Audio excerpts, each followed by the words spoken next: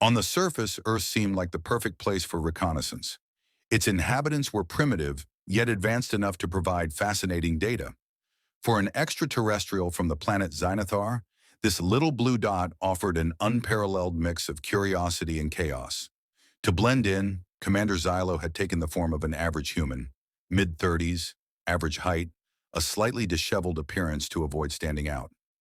Armed with an intergalactic translator and a cloaking device to hide his true identity, Xylo began his mission in a place humans frequented daily, a supermarket. Arrival at the supermarket. The automatic glass doors slid open with a hum. Xylo stepped inside, adjusting his human guise, a plaid shirt, jeans, and sneakers he'd observed as normal attire. His first impression of the supermarket was overwhelming.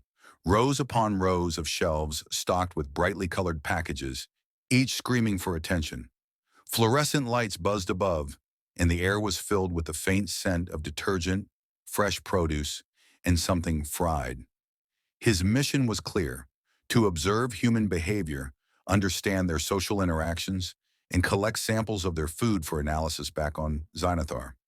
But first, he needed to figure out how humans navigated this chaotic environment. The cart conundrum. Xylo's first challenge was the shopping cart. Observing others, he noticed they grabbed a metal contraption with wheels at the entrance. Mimicking them, he attempted to do the same, but the carts were nested tightly together. He tugged with all his strength, only for the cart to lurch forward suddenly, nearly toppling him. A kind elderly woman nearby smiled. "First time, huh? These things can be tricky." Xylo nodded awkwardly. "Yes, first time shopping." His translator struggled slightly, making his voice sound stilted. The woman chuckled and walked away, leaving Xylo relieved yet perplexed by her response. The produce section. Xylo's next stop was the produce section. Brightly colored fruits and vegetables were displayed in neat piles, misted occasionally by an artificial rain system. He picked up an orange and examined it closely, marveling at its porous texture and citrus scent. Nearby, a toddler in a shopping cart stared at him, wide-eyed. "Mommy, why is that man sniffing the orange like that?" Xylo quickly put the orange back and grabbed a plastic bag, observing how others used them. He fumbled to open the bag, licking his fingers as he'd seen a woman do moments earlier. This resulted in a strange taste, and Xylo made a mental note. Earth plastic is not edible. The snack aisle incident. Moving to the snack aisle, Xylo was bewildered by the sheer variety of chips. He scanned the labels. Barbecue, sour cream and onion, flamin' hot. The translator struggled to make sense of these flavors. Barbecue? Did humans actually set their food on fire? Flamin' hot sounded like a potential weapon. Xylo picked up a bag of cheesy puffs and tore it open to analyze its contents. The pungent aroma hit him like a shockwave. Curious, he popped one into his mouth. The intense combination of salt, artificial cheese, and crunchiness overwhelmed his senses. His face turned bright red, a side effect of his alien biology, causing a nearby teenager to laugh and exclaim, "Dude, you okay?" "I am enjoying your Earth cuisine," Xylo managed to say, his voice strained.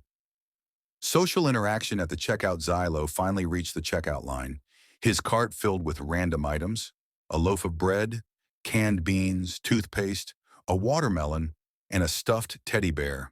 He thought it was a type of Earth pet. The cashier, a young woman chewing gum, began scanning his items. "Did you find everything okay?" she asked without looking up.